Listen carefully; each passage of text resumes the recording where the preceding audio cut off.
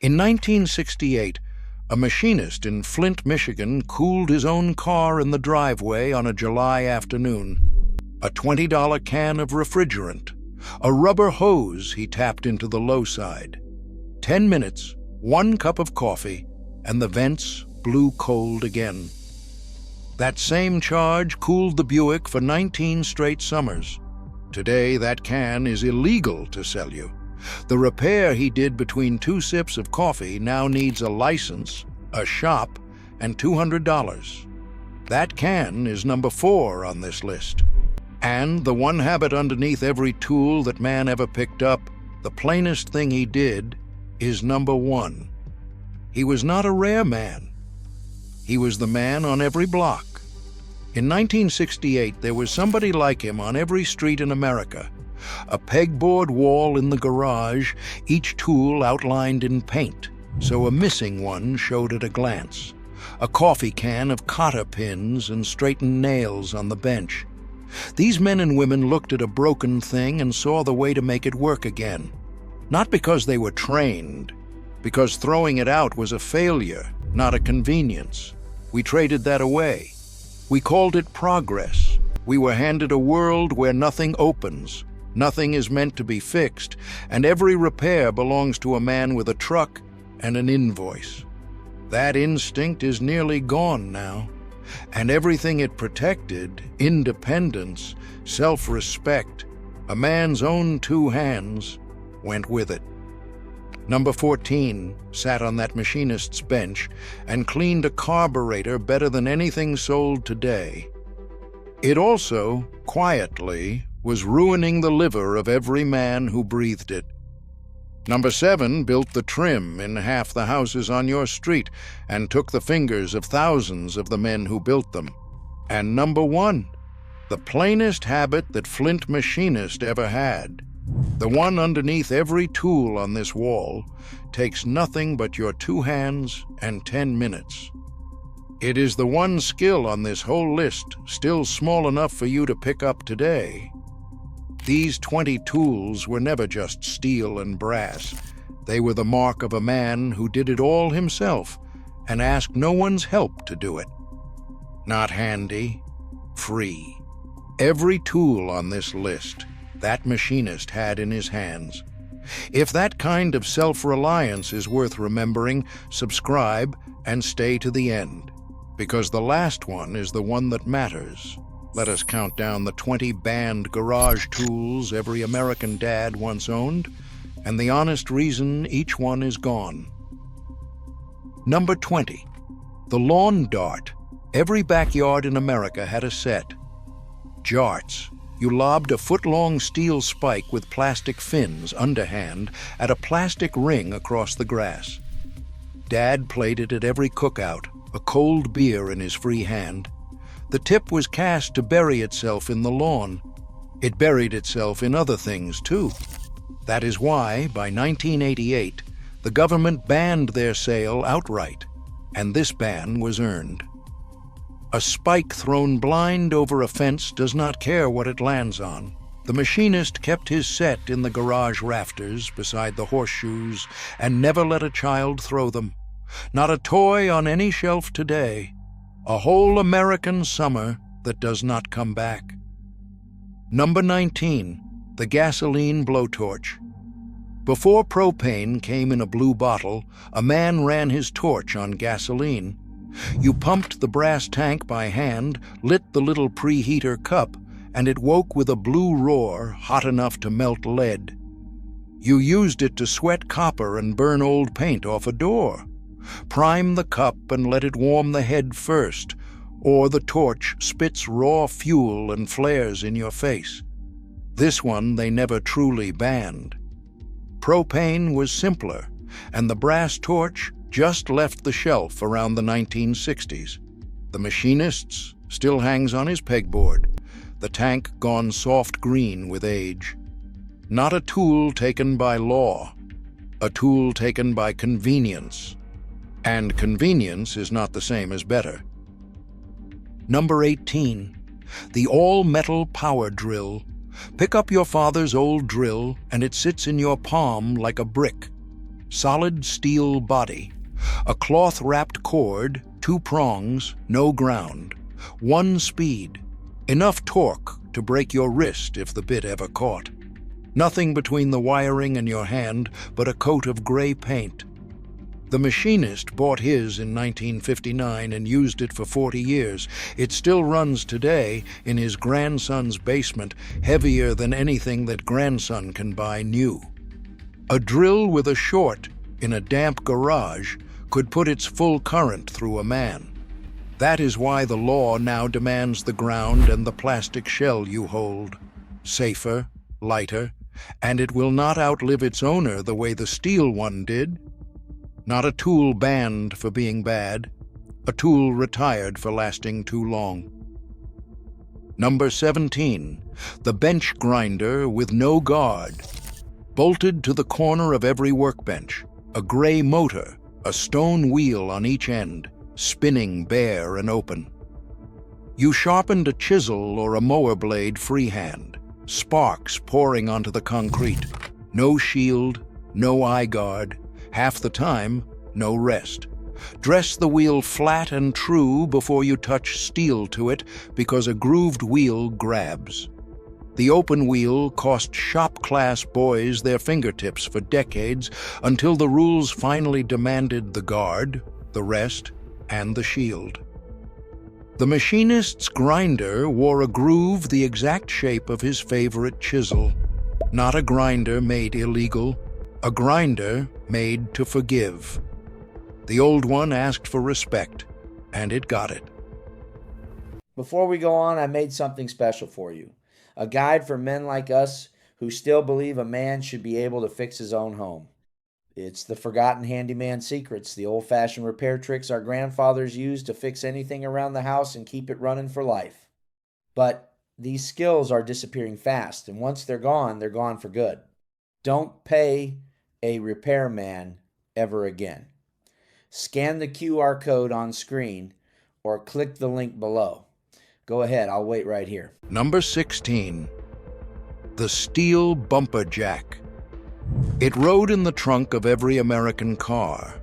A tall steel bar, a hook that caught the chrome bumper, a ratchet you pumped by hand to lift a whole corner off the road. You changed a flat on the shoulder with it, traffic roaring past your back. It lifted high and fast. It also let the car slip the hook and drop, and it did, on more than a few men. When bumpers changed in the mid-1970s, the hook had nothing left to grab, and the jack vanished with the chrome. The machinist chocked all 4 wheels first, every time, and never once crawled under a car the jack alone was holding. Not a jack that failed, a jack that never forgave a shortcut. Number 15, the screw-in fuse box. Open the panel in an old garage and you find no breakers, just round glass fuses screwed in like light bulbs, one to a circuit. When one blew, Dad screwed in a fresh one for a nickel. The machinist's box sat by the garage door, and his own father had taught him the one thing you never do.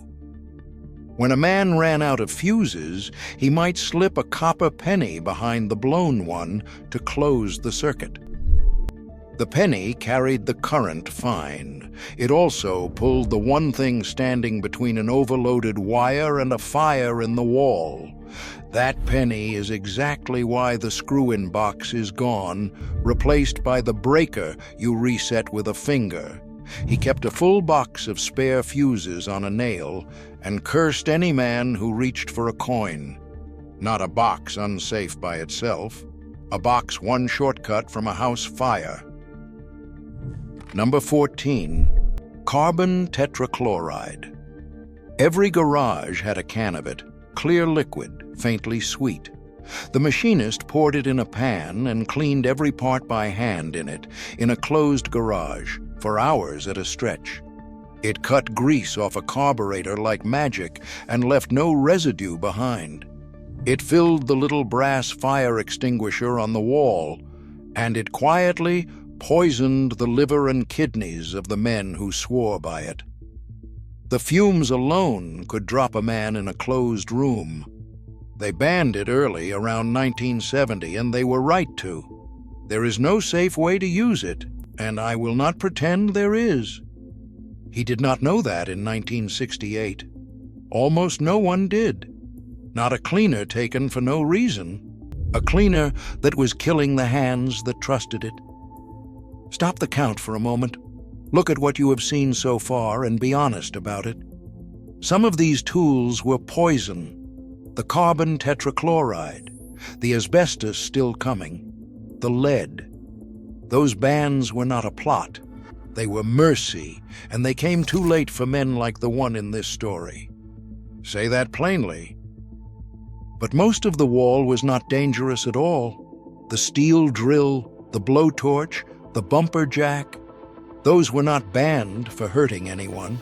They were redesigned, recalled, and quietly dropped because a tool that lasts 40 years is a poor kind of business. In 2015, France did something no country had ever done. It made planned obsolescence, building a thing to die so you buy another, a crime, punishable by prison and a fine of 300,000 euros. In 2020, one phone maker was fined 25 million euros for quietly slowing down its older phones. Here, in the country that invented the disposable garage, we have no such law. We have a machinist's grandson who cannot open a single thing he owns. Some of that wall had to go. The rest was taken from your hands on purpose and not for your safety. Number 13. Asbestos gloves and rope. They hung on a nail by the welding bench. Thick gray gloves that laughed at a red-hot horseshoe. A coil of white rope for packing a stove door. A flat mat to solder on. It was the finest heat shield man ever found. Cheap, flexible, and it would not burn. The machinist wore those gloves 1,000 times and breathed in the fibers he could not see. Fibers that scar the lungs and seed cancer 30 years down the line. Every welder and pipe fitter of his day paid that bill, late. This ban was not a theft. It was a mercy that came too late for many. He kept those gloves on the nail long after they left the shelves and never knew what they were doing to his chest. Not a material taken to sell you a worse one. A quiet, patient killer. Good riddance, whatever the garage lost. Number 12. Lead solder and the lead pot. A bar of soft gray solder and a little iron pot to melt it in. Dad sweated the pipes with it, sealed a gutter seam, and cast his own fishing weights on the kitchen stove. Lead melts easy and flows into any joint like water. It also builds in the body and never leaves. And in a child, it steals points off the mind for life. That is why lead solder was banned from anything touching drinking water in the 1980s. And the lead paint Dad scraped bare-handed is banned too. Wash your hands was the old advice. It was never close to enough. The machinist cast sinkers with his boy on a stool beside him, the two of them breathing the fumes, neither one knowing. Not a metal banned to sell you copper. A metal we finally understood. The pipes it sealed are still in the walls. Number 11. The sand blaster and its bucket of sand. A pressure pot, a hose, and a nozzle that stripped rust to bare steel in seconds. The machinist blasted a rusted frame in a cloud of dust in the driveway. A whole Saturday of it. The sand was cheap play sand from the hardware store. That dust was silica, fine as flour, and it did to a man's lungs what asbestos did. It scarred them stiff with a disease that carries his own trade's name. Silicosis killed sandblasters and stonecutters for a century before the rule came. Now, silica sand for blasting is all but banned, replaced by garnet and glass bead. Wet the work, or wear the real air-fed hood. A paper mask does nothing at all. He blasted that frame young and coughed at 80 and wondered why. Not a tool banned outright, a material inside it that could not stay. Number 10. DDT and the pump sprayer. A brass pump sprayer and a bag of white powder. Dad fogged the whole yard with it, and in town the kids ran laughing behind the fogging truck. DDT killed every mosquito it touched and lasted for weeks. It also climbed the food chain, thinned the eggshells of eagles to nothing, and settled into the fat of every man who breathed it. The government banned it in 1972, and slowly, over years, the birds came back to the sky. This one earned its ban. The machinist's empty sprayer still hangs in the garage on a bent nail. Nobody kept the powder, not a chemical hidden from you, a chemical we learned in time to fear. Number 9. Methylene chloride paint stripper. The old stripper that actually worked. One brushed-on coat, and layers of paint bubbled up and wiped away with a rag. Every man who ever refinished a chair knew the sharp, sweet smell of it. It also cut through the man. The vapor could stop a heart in a closed room, and it did, to more than a few weekend refinishers, so it was pulled from the consumer shelf. What is left is slower and weaker, and it does not kill you in a locked garage. The machinist stripped a dresser with it once, got so dizzy he had to sit on the floor for an hour, and cracked the window after that. Not a product taken to spite you, a product that stopped hearts. The chair got stripped. The man went home alive. Number 8. The aerosol can that ate the sky. Every shelf held a dozen: spray paint, degreaser, bug killer. Dad emptied 100 cans over the years and never thought twice about it. What pushed the spray out of the can was a chlorofluorocarbon, a gas that seemed perfectly harmless down here at the bench. High up, that same gas was tearing a hole in the layer that shields the whole planet from the sun. The propellant was banned in 1978, and the cans on your shelf today push with something else. The machinist's old spray paint cans still sit in a milk crate under the bench, heavy and dead. Not a ban you will ever feel in your hand. A ban you will only ever feel in the sky. Number 7. The Craftsman Radial Arm Saw, the king of the home shop. A big blade hung on an arm over the table, and you pulled it toward you through the wood. One saw that cross-cut, ripped and mitered. Feed the wood, and never chase the blade back through the cut. That was the rule that saved hands. The machinist built the trim in 3 houses on his street with one, and taught his son on it at 14, standing close behind him with a hand on the boy's shoulder. It was also the most feared tool in any garage.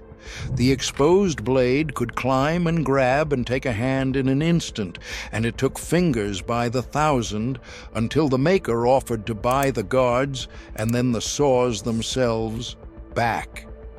He kept all 10 of his fingers because his father had taught him exactly where to put them. Not a saw that was weak, a saw that punished one moment of trust. Here is the part of his story we have skipped. The flint machinist did not start with a pegboard wall and a carburetor he could clean blind. He started at 9 years old on a wooden stool, holding a bent nail flat against the back of a shovel while his father said 4 words. "Make it straight. Watch." He got it wrong for a year. He bent the nails, mashed his thumb blue, and wanted to quit. His father did not let him quit and did not do it for him, so he got it right for the next 60 years. By 1968, there was nothing in that house or that Buick he could not hold together, not because a school trained him, but because a man had stood at his shoulder 1,000 times and refused to let a broken thing be thrown away. He fixed that neighborhood's cars and pipes and furnaces for 40 years and never once called himself a craftsman. He called himself a machinist. And the plainest thing his father ever taught him, the habit underneath all of it, is still coming. It is number 1. Number 6, the table saw with no guard. A bare blade standing up through a flat steel table. No guard, no riving knife, no brake. You ran a lifetime of lumber across it, your thumbs an inch from the teeth. Push with a stick, never your bare hand, past the spinning blade. It sent more men to the emergency room than any other tool in the house. A board could kick back and fire off the table like a spear. Now the rules want the guard, the knife, and on the new ones, a brake that stops the blade dead the instant it touches skin. The machinist's saw had no brake. It had his full attention every single time, which works right up until the day a tired man stops paying it. Not a saw banned from the garage. A saw finally forced to forgive. Number 5, leaded gasoline. Pull into any station before the 1970s, and this is all there was. Tetraethyl lead in every gallon, and a can of lead additive on the shelf besides. It quieted the engine's knock and let it run hard. Dad poured it, breathed it at the pump, and tuned his car on it every weekend. The machinist tuned a dozen cars a summer in that blue haze and never gave it a thought. That lead came out the tailpipe as dust, settled over every city, and got into the blood of a whole generation of children. The phase-out took 20 years and finished in the 1990s, and the lead levels and the crime rate fell together. He breathed more of it than any man on his block, and not one of them knew. Not a fuel taken for no cause, a fuel that poisoned the air of every town. Number 4, the R12 Freon Recharge Kit. This is the one from the top of our story. For $20, a man fixed his own car air conditioning in the driveway. A can of R12 and a hose that tapped it. You screwed it on, cracked the valve, and the cold came back on a July afternoon. The machinist did his own, and half the blocks besides, every summer for the price of a lunch. Then R12 turned out to be one of the gases eating the sky, and it was pulled from open sale. You need a license and a certificate to buy the refrigerant now, and a shop to put it in.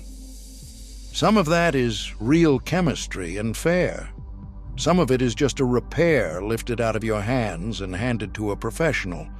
That driveway on a hot afternoon and the cold air he gave his neighbors for free are both gone. Not a fix that stopped working. A fix you are no longer trusted to do yourself. Number 3, the lawnmower with no dead man switch. Started with a rope, and it ran until the gas ran out. Let go of the handle and the blade kept spinning because nothing was built to stop it. You reached under to clear a clog with the engine still live, the way every man did, and it cost this country a bushel of fingers and toes every summer. The machinist lost the tip of one finger to a mower exactly like it in 1971. It was the only repair he ever regretted because it was the one thing he could not undo with his own hands. Since 1982, the rules demand the bar you squeeze to run it, the one that stops the blade the second you let go. Men curse that bar to this day. It has saved more hands than anyone will ever count, and he, of all men, was glad of it. Not a mower banned from the yard. A mower made to let go when you do. Number 2, asbestos brakes and the air hose. The brake shoes on every car and truck were lined with asbestos. The machinist pulled the drum and blew the gray dust out with the air hose, a cloud of it hanging in the garage while he breathed. It was the fastest way in the world to clean a brake. It was also the deadliest thing he did all year, 12 times a year, for decades. And he never once knew. That dust was the same fiber that killed the welders and the pipe fitters, and it killed brakemen too, 30 years down the line. Blowing brake dust with compressed air is banned now, for good reason. Wet it, wipe it, and bag it.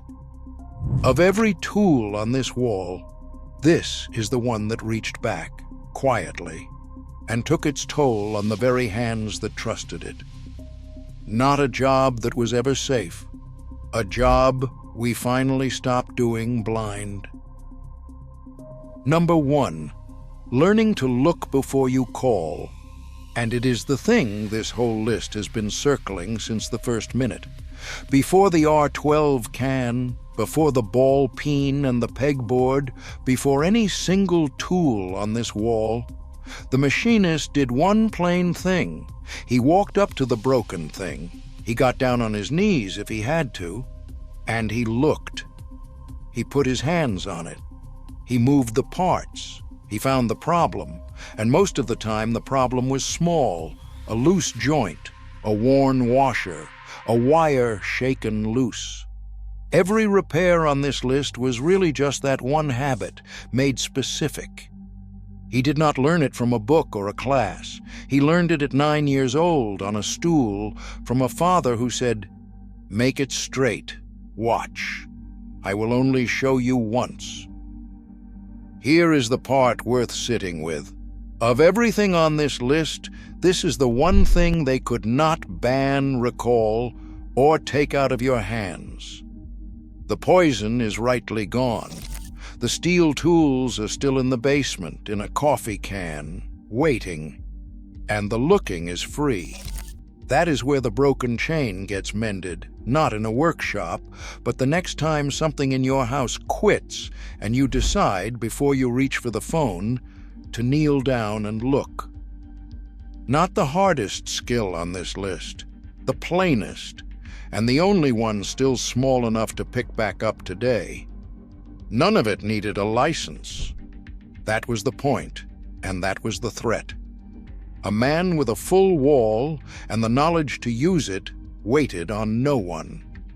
He heard the knock and tuned the engine. He saw the leak and sweated the joint. He felt the blade go dull and set the edge himself. Some of what hung on that wall had to go, and it went for good reason, and no honest person will mourn the asbestos or the lead. But the rest of it was not taken from you for your safety. It was taken because a man who can do it himself is worth less to everyone who sells the doing. We did not lose the tools. They are still out there, in 10,000 estate sale boxes, waiting for a hand that knows them. What we lost was smaller than any tool and larger than all of them. We lost the stool beside the workbench, and the father who stood over it, and the 4 words that turned a clumsy boy into a capable man. Make it straight. Watch. I will only show you once.